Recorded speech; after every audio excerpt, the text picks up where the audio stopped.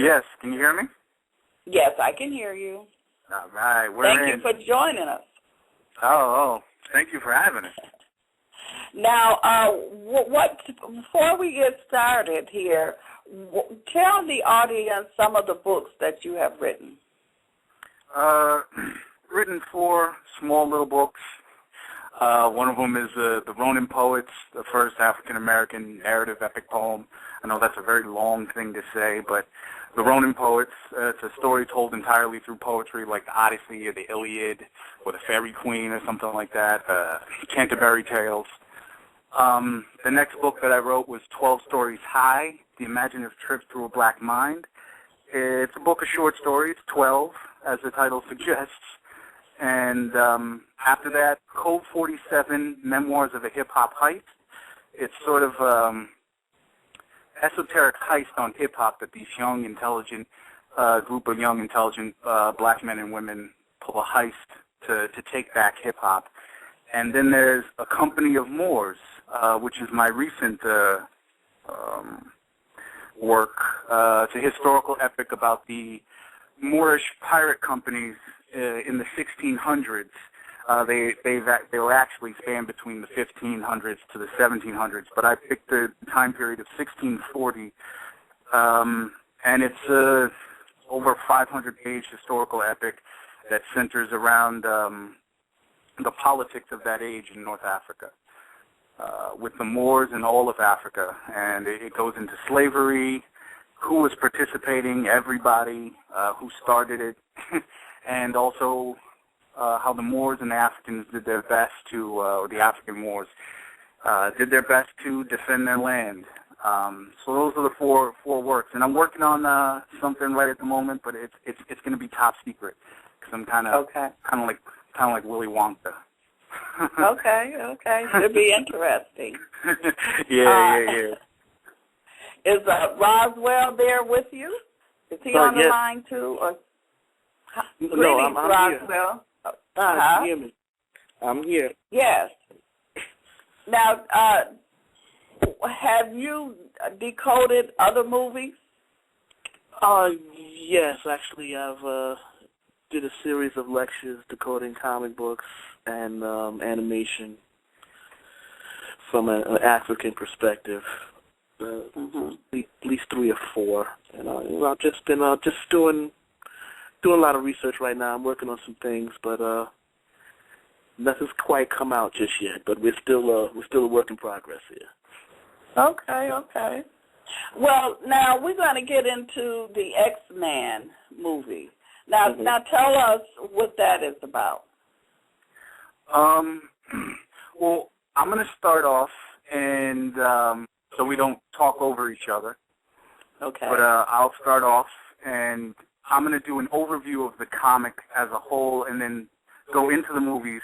Roswell's going to get a little bit more specific about about the comic books, and then we're going to explore the movies as well. And then, of course, we'll do a questions and answers.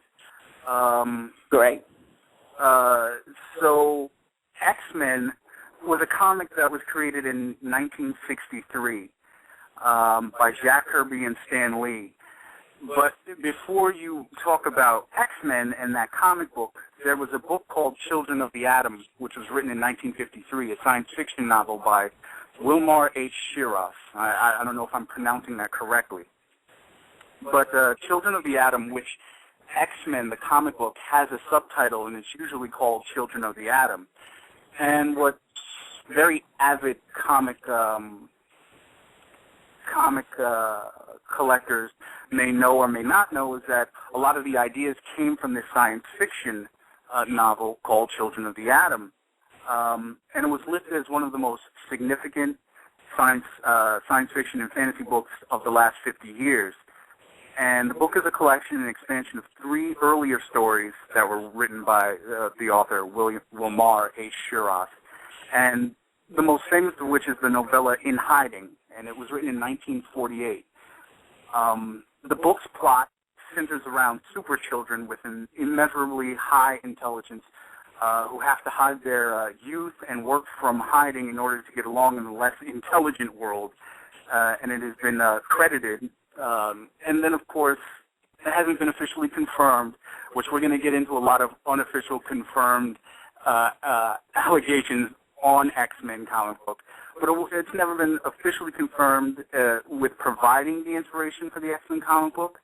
But even from the term mutant, which these super intelligent kids were known as mutants, and in the comic book X-Men, these people who were born with these extraordinary powers are known as mutants. There's a lot of parallel between the comic book and this older book, Children of the Atom. And now, one of the smaller differences is that in X-Men, in the X-Men comic book, people have a variety of powers, manipulating weather, claws from their knuckles, telekinesis. In Children of the Atom, these young children who are extremely intelligent and speed readers, they're born from people who were caught in atomic explosion. But they're only smart.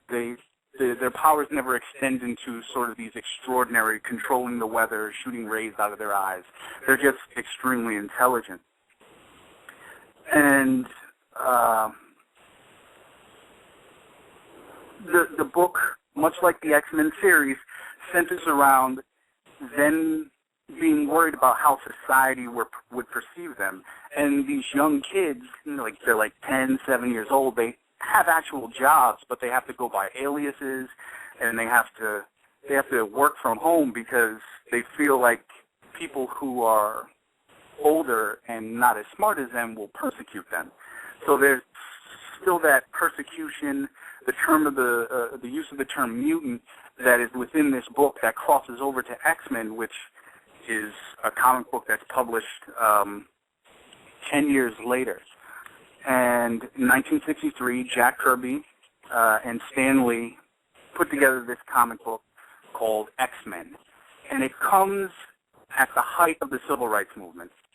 And although you read in recent articles that it's only a coincidence that the peace-loving Professor X equals Martin Luther King, and the more militant character of Magneto equals Malcolm X, it's no coincidence under any circumstances.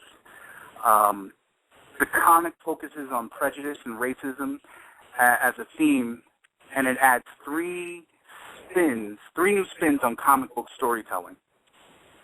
The first spin is the origin of superpowers. Before, characters were being bitten by radioactive spiders, like Spider-Man, or they're aliens from other worlds, like Superman, magically endowed, like the original Green Lantern, hit with gamma rays like Hulk, and so on and so forth. They build their suits like Batman, super serums like Captain America. The origin of these people's powers in X-Men is their particular gene inside them, their own genetics. The origin now deals with genetics and an X gene. I think that's what it's called, right, Roswell? Oh, yes. The X gene that matures during puberty and gives these people born with this X gene special powers. Stan Lee has said in interviews that it was part based on lazy writing, because they just didn't know how to come up with another origin for these people's powers, and they just, they just said, well, they were born with their powers. And what that sort of does is it gave them the ability to, have people born with these powers, and then you can talk about people being prejudiced and have it be symbolic as racism for what was going on at the times in 1963 in America, predominating outright at the time. And then, of course, coupled with the research and reading of Children of the Atom, the book that I talked about earlier, even borrowing the term mutant and the use of teaching people born with the X gene how to control their powers at a school, which the young children in the book Children of the Atom were also done, as Professor X teaches other mutants how to control their powers and how to, become peaceful with their powers and things of that nature. I'm sure all of that had to do with it. A lot of times, a lot of these people from Stan Lee, George Lucas, J.K. Rowling, they do a lot of research to put their, what would we call them, modern myths. they do a lot to put their stories together. And a lot of times they're not going to admit where they get their ideas from. Sometimes they'll touch upon where their ideas are from. But when you start going deeper and deeper into their stories, X-Men, Harry Potter, Star Wars, you start seeing more of the African element of mythology. And, of course, they're not going to tell you that with, something like in Star Wars you have the Jedi, but in ancient times you had the Jedi Capri or the Jedi, which I talked about the last time I was on your show. You have that, but you don't you'll never see these people admit anything like that. Harry Potter being Heru Ptah, the High Manifester, and somewhat of his story following the very same story as Heru, and even using characters like Sirius Black.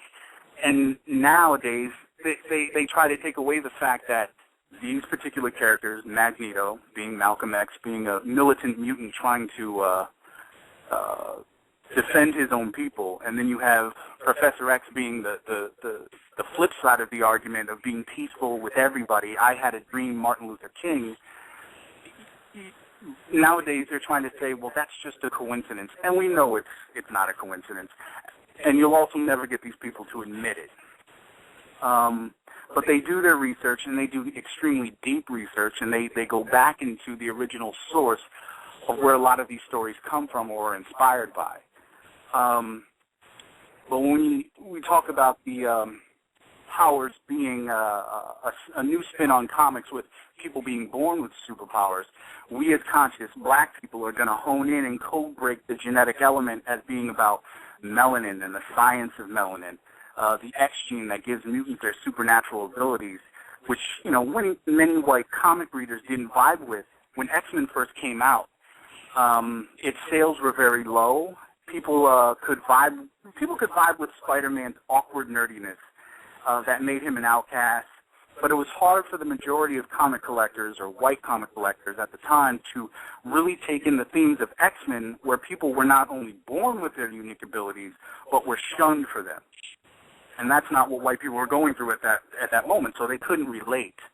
According to director Bryan Singer, who directed X-Men 1 and 2, the first two movies, on a Charlie Rose interview, he said that the comic was kept alive because of its support in the African-American community, and that's because we could relate to the stories. So the majority of buyers were African-American. And going along with the idea of being born with these powers, again, comic collectors, white comic collectors really couldn't get into it, especially as people being shunned by that. And people kind of got on recently, back in '99. People got on George Lucas, creator and director of Star Wars movies, taking the concept of the Force in Star Wars and putting a genetic spin on it with midi-chlorians. And again, there comes this genetic theme of how people access a higher spirituality through something born within them, their genetics. And again, we as conscious, black people, we're going to code break that and say, well, that's the melanin and all the sciences of melanin. And there was a lot of people, especially, a lot of white Star Wars fans that were like, well, how could you take something that's supposed to be spiritual, and I thought anybody could access it. And now you're saying only people that have a certain form of genetics within them. And again, you read all the books on melanin, and you parallel that with what people are saying is fiction in these comic books, and you're seeing that it coincides with the science of melanin and all the things that conscious lecturers will talk about when it comes to melanin and the occult aspects of melanin. The second spin on comics that the X-Men did, it wasn't anything new, but it was a theme in the Marvel comic book company that they continued and pushed further in X-Men, and that's Marvel always has a theme of the public fearing its heroes. So, DC, which is sort of the I don't want to say the antagonist of Marvel, but DC is sort of the other comic book company. People know their characters a little bit more familiar. Superman, Green Lantern, Flash, Wonder Woman, Aquaman, the most useless character on the planet. But but but in the DC universe, people look at, up in the sky, it's a bird, it's a plane, it's Superman, and they love Superman when he comes around. In the Marvel universe, regardless whether they're a mutant or not, people are a little afraid of people with superpowers. Because, if saw somebody that could shoot something out of their eyes, it would make me a little nervous, too. So there's more of a realistic spin on being afraid of even the very people who would save you. And sometimes, that's a black thing that we go through as well. People just, people fear black people regardless. You know what I'm saying? Right. Regardless of what we're about. People are going to be scared. The third concept, and this is really important, the third concept and the third spin was that villains were not really villains. And I loved how the X-Men comic book cartoon movies does this very well. Maybe not well enough for, us conscious black people, but it does it good enough. When you take the character Magneto, he's not a typical villain. He's a defender of his people, mutants. He reacts to violence with defensive violence. He's rarely seen making the first attack, and even if it starts off in a comic book where he's making an attack, it's because he's retaliating. And in a 2008 interview, Stan Lee elaborated that he didn't think of Magneto as a bad guy. And this is Stan Lee's quote, "I didn't think of Magneto as a bad guy.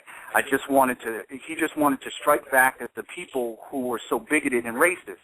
He was trying to defend the mutants, and because society was not treating them fairly, he was going to teach society a lesson. He was a danger, of course, but I, Stan Lee, never thought of him as a villain." And that's profound, because when you look at people, Lex Luthor, Dr. Doom, clearly they're villains, but now we're dealing with somebody who, they might be violent, and you might consider them militant, but like Malcolm X, not really a villain. He was somebody who, like, you touch me, I'm going to touch you back.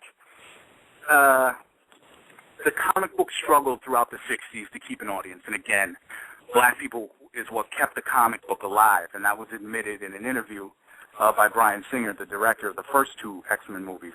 In the 70s, 1975 to be specific, there came a major revamp of the comic, and that's when we see the more popular characters we know, from Storm to Wolverine. They're seen joining the team. The team expands in numbers. The comic begins to pick up more steam.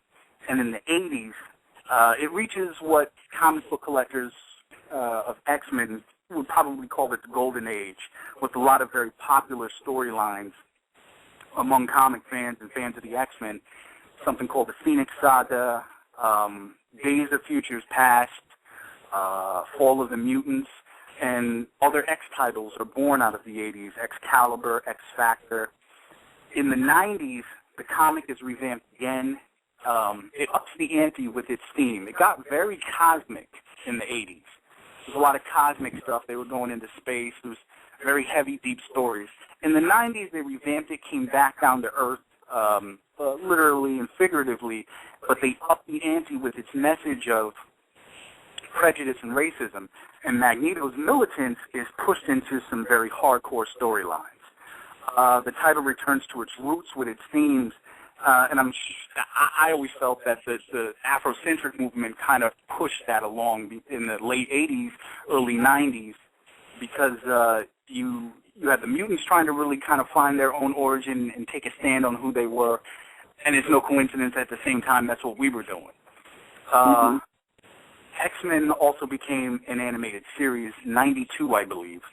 Animated series, it was cool. A lot of people, it made it popular for a lot of people, but that's where it became, I got to say, as a comic book collector of X-Men, it became a little watered down of a lot of storylines that were very heavy and deep, but it did introduce a lot of people to the comic book and to the concept. It popularized the X-Men, bringing the comic into the mainstream and setting up the inevitable movies at the beginning of the new millennium. And in 2000, we have the first Hollywood feature film of X-Men, a feat that would not have been pulled off if it wasn't for the success of the first Blade movie. Blade, the black vampire hunter, or also known as the Daywalker because he's half vampire.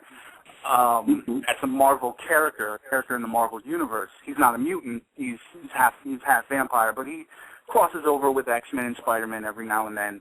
But that was the first real successful Marvel movie, Marvel's first successful Hollywood movie. And up until then, we had Superman and Batman from DC Comics.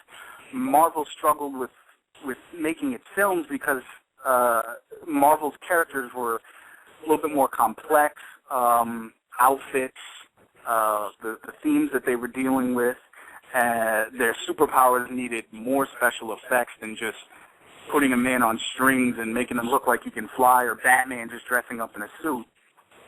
Blade's success launched the comic book movie phenomenon that we have today, all of the comic book movies. And Marvel became confident with what they could do.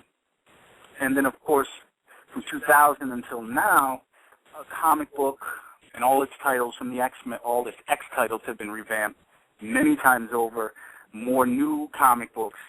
But the public, with the movie, was introduced to X-Men on an extreme large scale. I remember, I think it was the second time I went to go see the movie, because I liked the first movie. And I heard this woman, when I was walking out of the theater, she was saying, wow, I should go pick up the comic. You know, there's a lot of people who would, you know, it introduced the comic book to a greater audience. And now everybody knows. You say Storm, you say Wolverine, everybody knows who you're talking about now, Professor X, Magneto, even random characters like Gambit, because I think Gambit was in the last Wolverine movie. But if you said any of those characters, you know, in like 1984 to somebody who didn't know comic books, they'd be like, oh, I know who Spider-Man and Superman are, but who's Wolverine? Nowadays, we can't even comprehend that. But all of these characters have a significant occult meaning and heavier metaphysical meaning, and they also they have a meaning, a specific meaning to who we are as a people, and Roswell will get into that.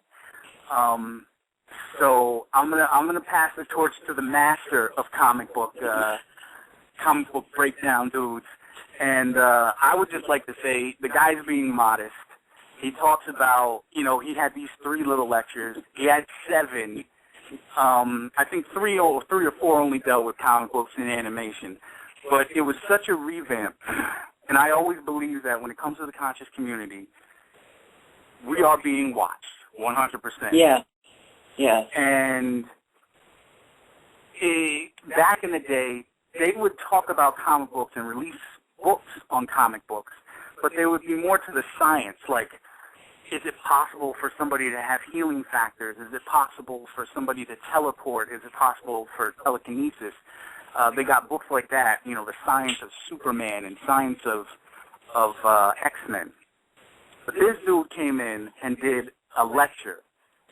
It was badass, and he took it to an occult level of what these comic books are significant of, and he also talked about the mythology behind them and took it back to the ancient Kemetic, Moorish, whatever your card-carrying conscious black label is.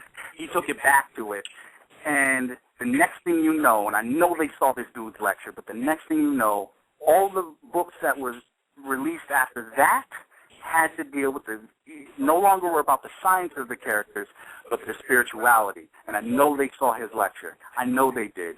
And it was a badass lecture. And so I'm going to give it over to him so he can just get into the more specific, and we can hear the master at work. I'm going to shut up now. Yeah, and I was one of those, too, that was not a comic book person, but until the movie came out, so it was like a crossover. It brought the people in who knew anything about it. And that was actually the beauty of the movies.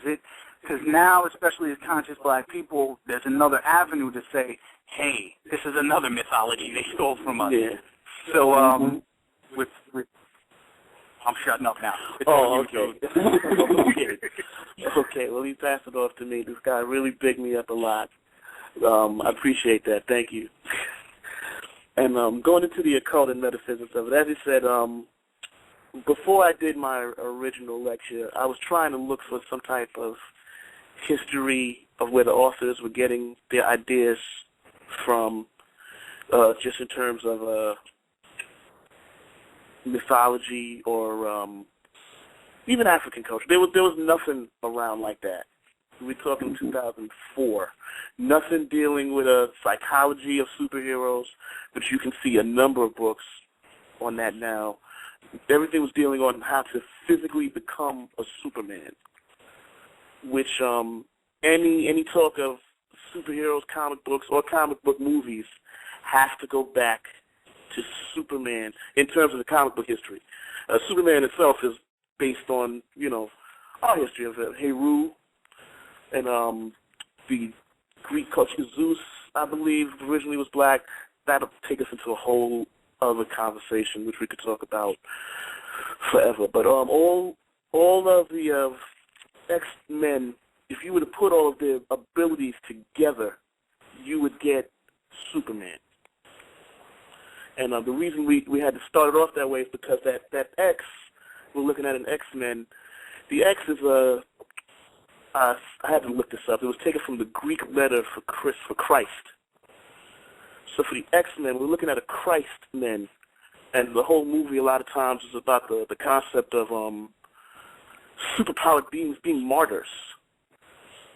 The movies itself was dealing with martyrdom. Even though they hate us, we have to save them. We have to work with them.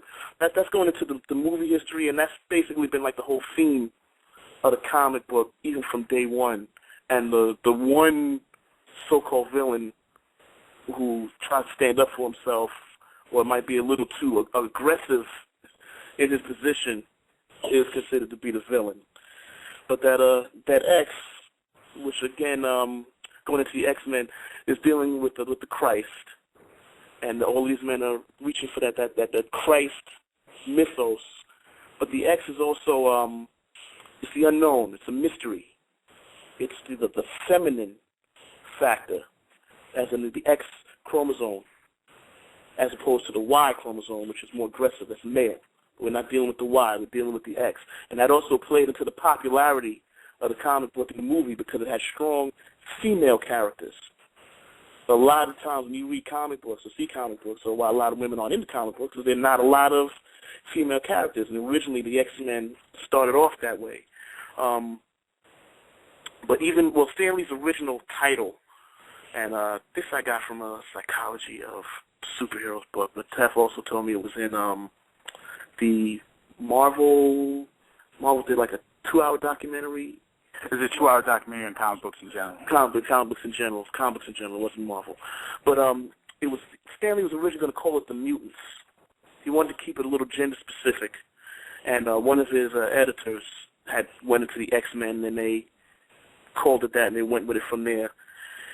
And they said it was dealing with the feminine aspect, and it was appealing to women. The comic, as it went on, started taking on more of a, in the 80s, maybe even starting in the 70s, the late 70s going into the 80s, it started to take on a more of a soap opera kind of appeal. There was feelings and emotions erupting between the characters throughout the stories in the comic books. And so when that leading into the movies, the comic book guys, the guys who've been into it, we get to see 2 hours of maybe 30 years of reading condensed into a 2-hour movie. So sometimes certain points might not make it all the way over into the movies. But so I guess we'll still cover that into another point. I mean, just for the sake of time and to kill a lot of. Now, do you like the movie or reading the comic book? Well, now I enjoy the movies more than the comic books. Okay. Now, when I was younger, I used to enjoy the comic books more. It was a different era. The way comic books are done now, it's not done the same. Everything is very commercial. Everything is split up. You have to buy like several issues to get to a point in a lot of things, and it's just not the same. Different titles too. And also this time period, and as I was about to go into, everything is a product of its time. Whether they realize it or not, when you read a book or read a story, it's a product of its time period. Even if it's not about that time period, it's a product of the time period. So, like, in a time like now, in this type of culture, no one really has the time to sit down and read a comic book. It's almost a joke, I think, amongst the younger generation. To most people in the younger generation are computer literate now. They look up everything on the internet. No one sits around and reads comic books too much. Not like they used to, no. Or unless they publish it on the internet. But right. This is the YouTube age. This is the YouTube age. This is that era. And it started really, they consider the 90s to be the information age. But from the 90s to the 2000s till now, this is all, everything is downloading. They don't even buy music, CDs. Everything is downloaded. So it's definitely a different era. And even the movies themselves have changed from time period to time period. The X-Men First Class movie, I guess, can only come out in this era. But one of the things, of course, is due to technology.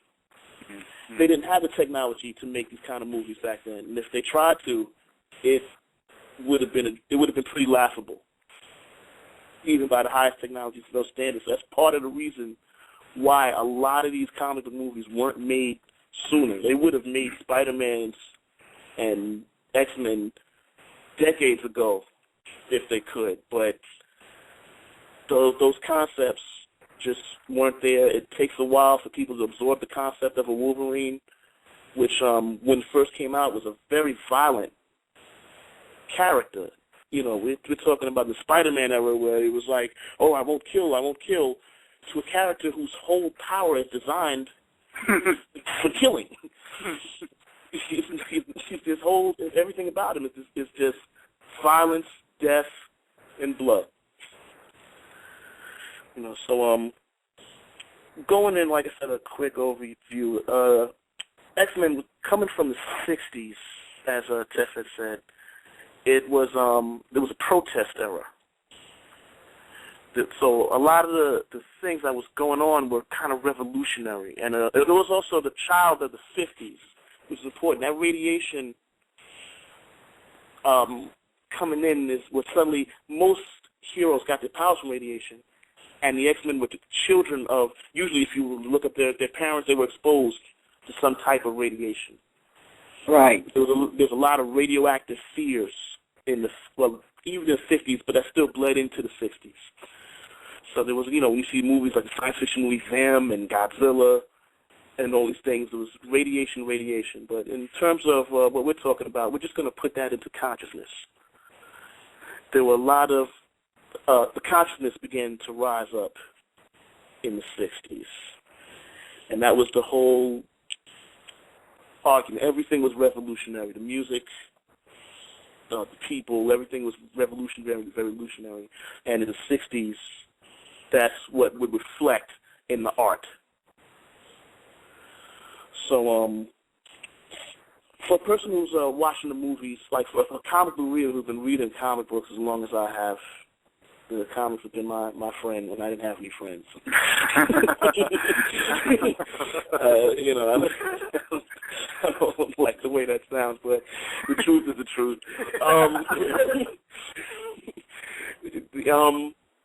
The first 5, they were all scattered about in the trilogy in such a way that it was totally different from the original comic book reader.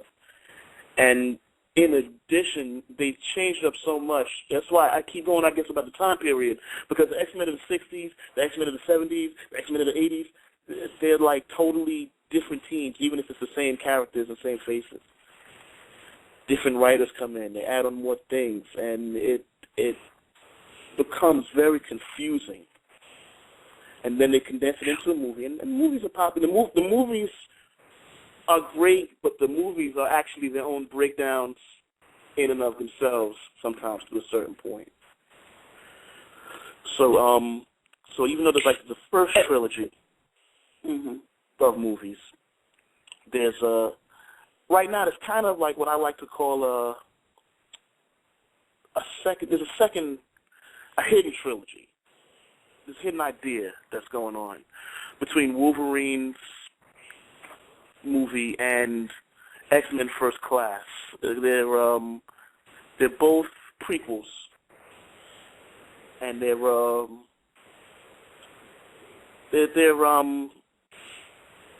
dealing in the past. They're dealing in different.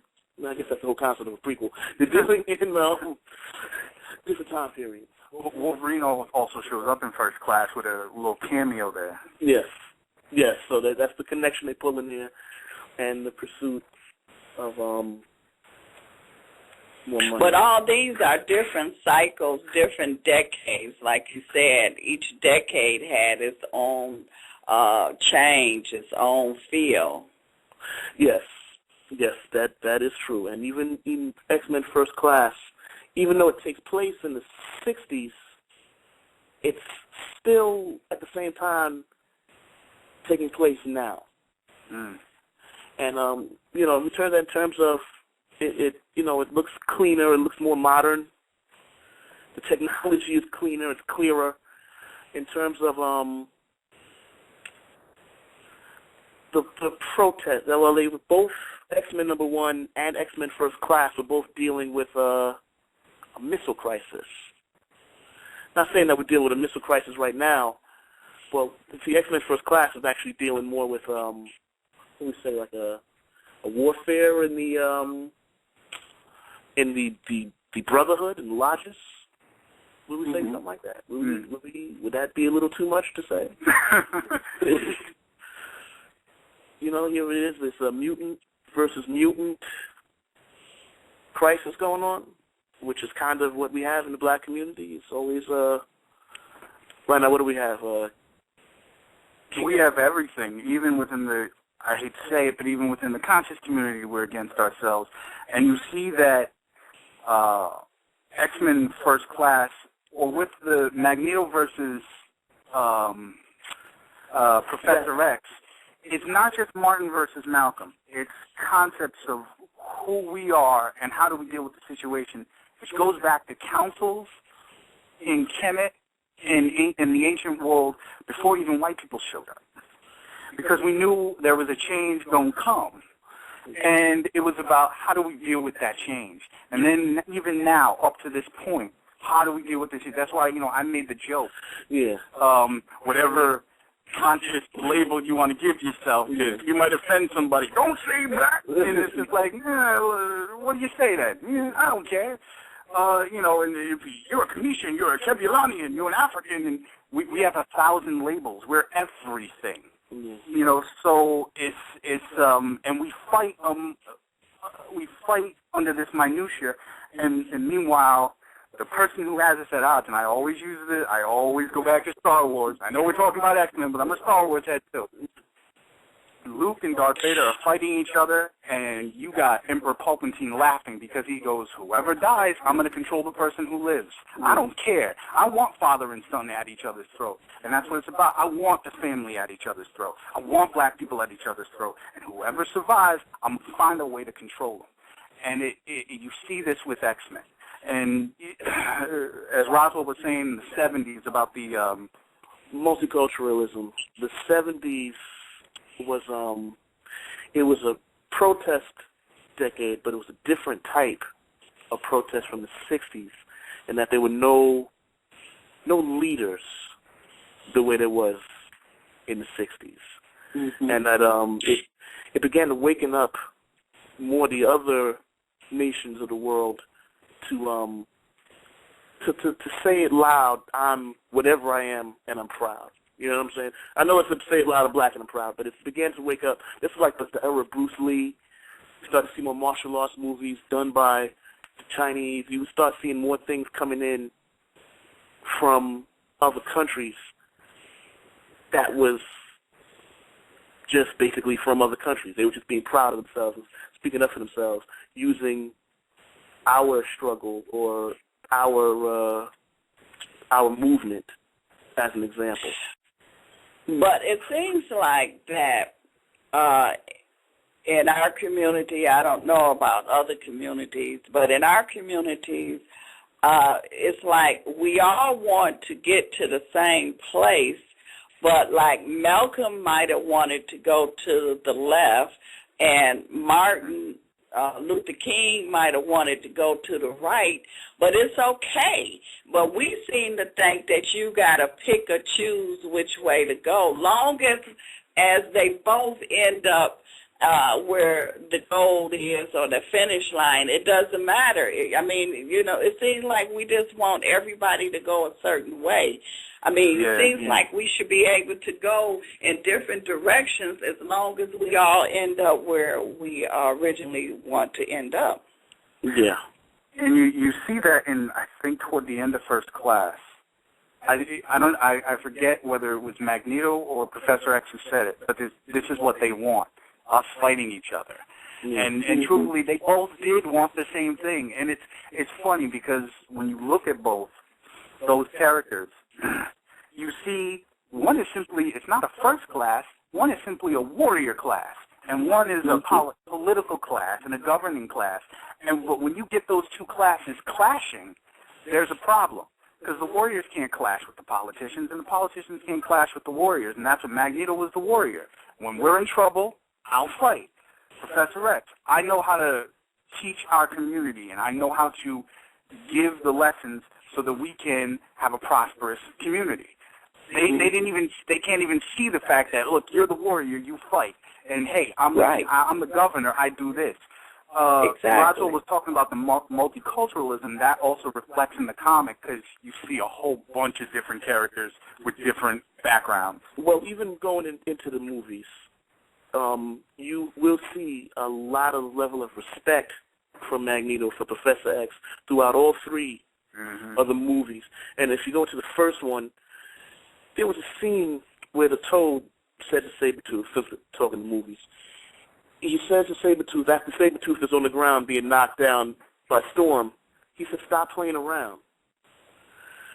The reason he says stop playing around is he knows Sabretooth is much stronger, and they could actually hurt them. But the goal was never really for them to hurt each other. They didn't really want to fight each other. The other mutants were not their real enemy. And you can see, like I said, Magneto and Professor X, they're playing chess with each other. They're constantly having the same philosophical arguments. They're two flip sides of the same coin. And there's a certain level of respect that's gone through all three movies, and you'll always see that from Magneto. Yeah. Giving Professor X his props, including the third one.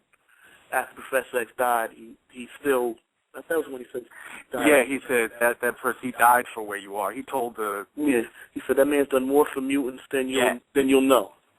Yeah.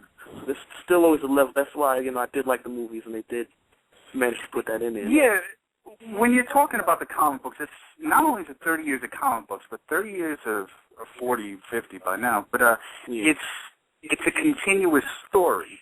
It's not something you can jump into like right now and understand it. It's serial, and it's a huge story that will even reference a storyline in the 80s or the 70s. The good thing about the movies is that as much as we're comic book nerds and aficionados, we'll be like, oh, well, that's not how it happened. Yeah. But what they do is they condense that information, and what Hollywood can do when they condense that information is, when you condense information, you make a symbol, and that symbol is so much more easier for people to access.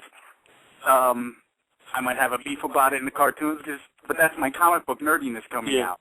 But in the movies, they turn it into a symbol, and you can say, oh, wow, what we just saw in the last 5 minutes, it took 30 issues to say, back in the 80s.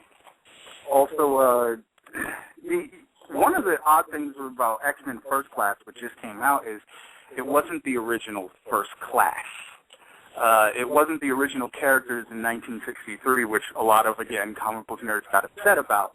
But those particular, both First Class, the movie, and the very first X-Men in 1963 in the comic books were both the characters were both symbolic of something, something on a higher metaphysical plane, occult plane. Roswell, you got the information. Oh, okay. Yeah, the first 5 X-Men, and there were 7 mutants altogether in the first issue of X-Men. But the first 5, the original team, and then count Professor X and Magneto, that brings you out to 7. That's a God number right there. So that kind of gives you a cue as to what we're talking about. Cyclops was the first. That was the first one Professor X had recruited for his school for gifted youngsters. The second one was Iceman. The third one was the Angel. The fourth one was the Beast. And then the fifth one, and this was the one that the issue was kind of revolving around, the other ones were getting excited for it to come in, was the female, Jean Grey, which was dealing with the genetics, the gray matter. A lot of times, I hate to keep jumping around, but the Fantastic Four, see, Stan Lee and Jack Kirby, which you could do another lecture on Jack Kirby and how much mythology just got piled up into Marvel, into comic books in general. I'm sorry, not even just Marvel. I had to say the Fantastic Four for a second because the X-Men back then was just another rehashing around in terms of personalities of the Fantastic Four. Because this is all going back into the 1960s, and those were a lot of revolutionary ideas for comic books back then, to have a family of superheroes, or even have a school of superheroes. And Cyclops, being the first one, with his vision focus and his ruby red quartz, that's where they got the name Cyclops from. His beam would appear as a single eye, which of course we're not talking about the pineal gland. Mm-hmm. And that's what Cyclops would represent, is the pineal gland. But at the same time, me and Tess would jokingly refer to it as a cracked pineal gland, because in his origin story, he had him and his brother had fell from the plane that his parents had crashed in. That's a whole other story they're probably going to in one of the other movies. They didn't reach that point yet, but when they need more ideas, they're going to go back and raid more comic book stuff. He fell and bumped his head, so now his beam can't turn off. He used to be able to turn it off and on, but when he bumped his head, the bumping of the head sounds very, there was a story in Masonry, this is just hitting me just now, of the bumping of the head with the three. Oh, that's a whole other story. I didn't write that down. But anyway, the pineal gland is what Cyclops would represent. The next one, we would also, being the pineal gland, would also be the fire. The fire, because whenever we had teams back then, like going to the Fantastic Four, they were usually dealing with the 4 elements, and the 5th element, if you count ether, or, it's different levels of ether. So it seems to me that the people who were writing these comic books were probably into metaphysics or masonry. Oh, yeah. Well, yes, that's when we talk about Jack Kirby, yes, and Stan Lee being Jewish, he's very well-researched. And but I was focused on, Jack Kirby was Jewish also, but it was basically Jack Kirby who was actually in comic book circles, amongst comic book people, we tend to credit Jack Kirby more with the research end, and Stan Lee more with the dialogue end. He was the one who poured more of the personality into the characters. He was the one who said, "Oh, I know, I'll make him his girlfriend." He was that kind of thing that made it appeal to the everyday Joe, as they would say. And but Jack Kirby, based on his work not only with Marvel but just in general, was clearly a mythology nut, and clearly into a lot of research. A lot of research. I mean, Jack Kirby is the one who made Dr. Doom, and Dr. Doom was credited as being one of the influences on Darth Vader going into Star Wars, just for a second. They were very well-researched, but if ever you see Stan Lee in interviews, he tries to pretend like he doesn't remember, or he mixes up the origins of characters, when in his interviews, and just I mean, he is very, I guess, very old, but I think he kind of knows who's who and what's what. Is he still living today?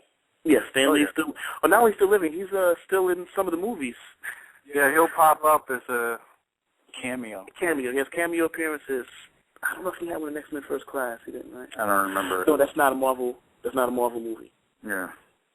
He usually, I know he had him in the Spider-Mans. But yeah, he's still alive. He's still alive. Yeah, so Cyclops would be the fire. Iceman would be the water. I would say it's water.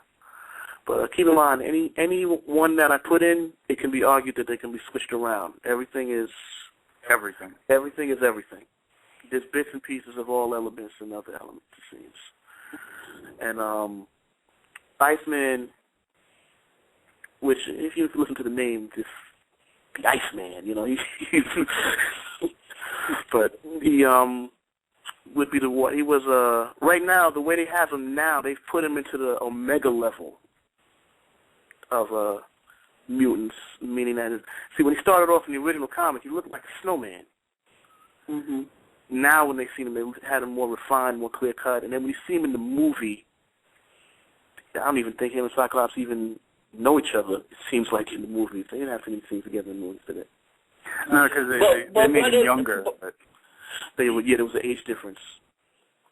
But what it seems like is that they did the research, and from my understanding is our ancestors had those powers to control the elements. Yes, you remind me of another part I did have in my notes. A lot